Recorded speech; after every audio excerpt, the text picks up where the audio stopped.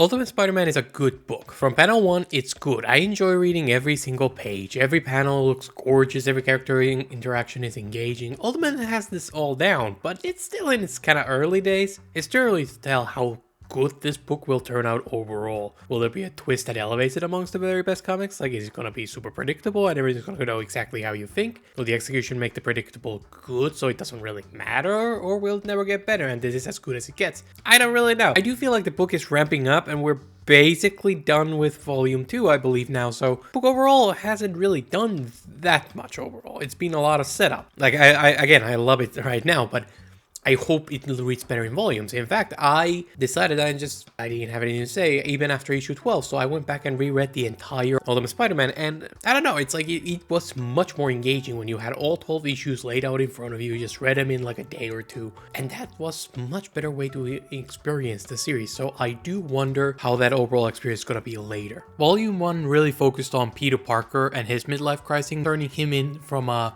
family dad to superhero. Volume 2 is more focused, I feel like, on the rest of the cast. So this time around we get to meet MJ's family. We get to spend an entire issue getting to know all the different members she has in her family. And then you get an issue that is focused on purely on Ben and Jameson and get to see them finally launch the paper and get into the conspiracy. By the end of this volume, Peter Parker and Harry Osborn get kidnapped and we seem to move on to the consequences. But I do enjoy the entire cast. I think it's a very engaging ensemble. I guess look at someone like Ben and Jameson. Ben's got a lot going on under the surface. He lost his wife, his job, he's going against the global conspiracy. He's had a lot going on. But he is a little stoic and he doesn't show that much. But in the first scene we meet him, the book lays this out, and then MJ even mentions somewhere that Ben cried during the memorial. And we see him revisit the memorial later in, like, I believe it's issue 10. So the loss of May and everything going on is clearly weighing on him, even if he's kind of smiling most of the time. The man threw away his job and is putting himself at risk. I'm not sure if that's him handling it badly or is he handling it well. Is he doing something stupid? Like, or did he wake up like he told Peter to do? I really like Ben here and I'm very curious to see where he goes. You know, you could Uncle Ben him, but I don't know, I feel like that's too obvious. I really don't feel like the book is going to do it.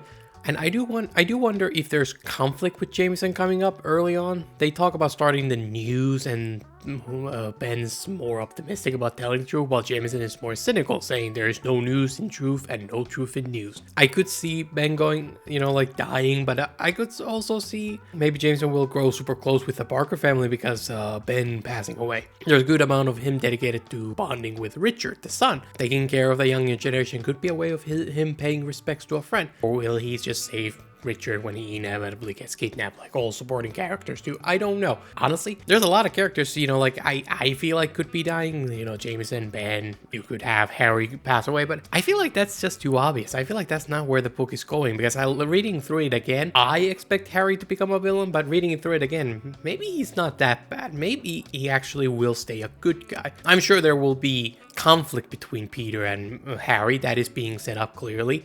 You know, like in the next volume, of course, things are gonna go down. You know, like Harry and Peter get kidnapped by Kraven. So the next issue should be them going against Sinister Six properly. So I expect, you know, Harry specifically says, I think he says something like, oh, if it comes down to it, I won't hesitate to kill someone to save you, which is really wholesome. But it's something where I expect that to come into play. But that is very different from him like, oh, I'm gonna go and kill all these people. Maybe it's like not gonna be that bad. I honestly starting to feel like, yeah, these two won't have as much of a falling out as I think I was expecting. I'm starting to lean towards the other way, that none of these people might die. Like, I'm sure at the end of Act 2, somebody might bite it, but I don't know. I could see this book actually turning out very positive in a way where nobody dies, actually. I'm really loving this MJ. MJ is a character who's been done dirty a lot of times. Marvel Editorial have always hated her. Stan Lee made her disappear for many arcs at a time, preferring Gwen over MJ. And the moment I feel like he realized people like MJ, he kind of pushed her aside and was like, you know, Gwen. Then Wolfman happened, Mackie, One More Day, Wells. Even the adaptations fail to capture her personality or straight up choose to remove MJ isms, replacing MJ essentially with what feels like an OC character. It's hard to love a character when the company itself hates her so much. No matter what they tell you, the actions speak louder than words. So let me tell you, Hickman's take is a much needed breath of fresh air. This feels like prime MJ. She has a history of modeling, which, instead of removing that, it's here. She has the looks of MJ, like they didn't feel like they needed to reinvent her and get rid of parts. They are still there. It's just, I don't know, she's grown more. She's supportive, but she also has her own complex history and her own storylines and her own supporting cast in her own, with Gwen essentially as being her character, tied to her. And she's tied to Ben and Jameson independently from Peter, and she has her family. I was worried she'd be relegated to a perfect girlfriend, and Volume 1 didn't do too much with her, but Volume 2 we start to see Hickman expand on the backstory and ties her with the paper, and she has her own world, her own story, her own life. She feels like her own person with her own goals, histories, and values, and I love that. It's so good. It feels good to have a proper MJ back. I enjoy the different takes to a degree, but at the end of the day, I love Prime MJ, and this feels like Prime MJ, and it's been something that I just don't get a whole lot. Like, I appreciate DeMatteis, like, he's been releasing miniseries, and I see you, I read them. Last one was great. I needed a full run, and that's what I'm getting here, and that makes it a little different, and a little bit more satisfying. I love DeMatteis' work, but it just feels good to have MJ here. There's been a lot of foreshadowing over these issues. Harry's talking like he's gonna do something bad, combined with his daddy issues. You got Peter talking about how MJ will one day need to run. You got all these things building up. A lot of why would you say that? I suspect Otto is gonna betray the gang, and I honestly feel like he might have already done that. I feel like he probably sold out Harry to the Sinister Six, and that's how they get kidnapped. That's my guess. Like, look at this battle. Like, how could you ever trust this guy? One of the things that I do think is interesting is that the Sinister Six in this series, they all have their own allegiances, so I kind of expect that to go somewhere. I really hope they're not paper thin. Like, so far, the villains are very nothing. Like, there is nothing to say about them, but this could go somewhere. Like, I kind of expect them to turn on each other, specifically Negative, Hardy, and Mysterio.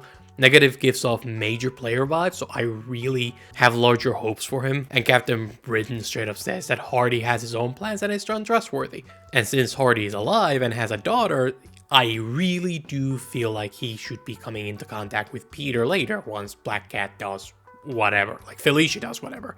I do wonder if Hickman is gonna reverse their roles, so the reliable Mr. Negative ends up betraying the cause, being a little too ambitious, and the disloyal Hardy is the one who stays loyal. I really hope there is something here. I would be very disappointed if they all just, I don't know, get knocked off next volume, but I don't want to see that Insomniac treatment. I want to see full-on more from them. Mysterio is mysterious here, and that is like one of the things that stood out to me. He's a master of illusions. He's shorter than before. There's like something which is super odd comment to add to the series, so I'm guessing somebody took over, playing the game of Among Us, and this is a fake Mysterio. It's hard to tell, but maybe that's like a more female kind of body. Like, is this a girl? Is this what the kind of thing they're gonna pull off? There's not a whole lot of girls in Ultimate, so that make this Mysterio be either someone completely new, Quadisapec, or she's someone we already know, and there's not a whole lot of options. She's either MJ, Gwen, May, Aunt May, Gail, Mama Watson, Emily Osborn, or Harry's secretary. I think that's all of them. I kind of am guessing one of these women might be a plotter. Like, my money is on issue 12 with Gail. Like, she's back out of nowhere because she normally doesn't show up at Parker parties, and yet here she is. What a suspicious timing. She didn't like Peter before, but she does now. That could be a joke about the, clone, symbiote. Peter doesn't talk, so she likes Peter, but it could also be a thing where she now knows Peter's secret identity. They figured that out, and that's what she likes. She has a common cause with Spider-Man. I'm still kind of expecting also Gwen, what's her deal? She rubs me the wrong way. I can't put my finger on it, but I don't trust her. Something about her is off. She puts MJ to help with some shady money stuff, and then MJ refuses, of course. And Gwen says, accident, misspoke, failed the RNG check, rolled a 1. But then immediately it's let's do the same thing, but like some sort of optimistic beat. I don't remember what she says, but I don't know, it feels like, okay, tying the paper with Oscorp is a bad idea, and that will have consequence. Whether it's paper trail to Ben Reilly or Spider-Man or just leverage over Parker's, I don't know, but I feel like this is gonna go bad, and it's gonna be Gwen's fault.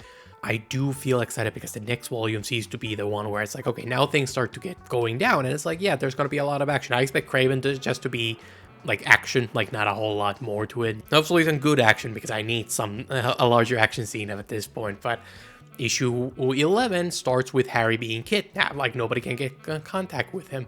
And that ends with Peter, Harry contacting Peter, being like, hey, come to the car, like, put on a blindfold and just look over there, Peter, and it's like he gets kidnapped at the end, right after talking to Ben. And they have this speech about consequences and where this all goes. Like, how does the suit take over as Peter? Like, I don't know. At first I thought Peter might have, like, put the suit up to be protecting the family, but I don't think he did, because he doesn't know he's gonna get kidnapped. Like, how could he have done that? Like, he would have had to predict it by a month or something. So I don't think that's the case. I think the suit might have, like, I don't expect it to be ominous. Like, it's like, he looks ominous, very, like, oh, creepy and weird, but I could see the suit also being a good thing. Like, the obvious way is that it's a bad thing, but it could just be protecting the family, right? It's like he's got the Peter AI that is, like, scanned from his brain, maybe. I don't know exactly how that works, but it could be that the suit is trying to protect. Like that's the thing about symbiote. It often tries to help, but fails because it doesn't quite understand people. This could be a version of that, where it tries to protect the family and just tries to do a good thing, but it doesn't quite do it right, and instead does it in the creepiest way possible. That could turn into bitterness, or it, doesn't turn bitter. I don't know how it goes down, but feels very symbiote. And, like, I don't think it's an active reference, but it is also similar to Venom's first appearance, where he kind of jumps MJ into when she arrives home, like in a famous scene. So, I don't know. I think that's interesting. I wasn't fully bought onto Ultimate Spider-Man. Like, I liked the first volume. I thought it was fantastic. Issue 1 is one of my all-time favorite issues of Spider-Man ever. I really needed that. But it's like I went back and reread the first 2 volumes in a row, and that was my favorite read of 2024. I love it. I think it's been so far super high quality. In fact, I think it's a lot better if you go back and reread it all at once. But I do think it relies, due to the slow burn, it relies on the future payoffs. If the payoff sucks, then I'd imagine that could ruin the rest of it.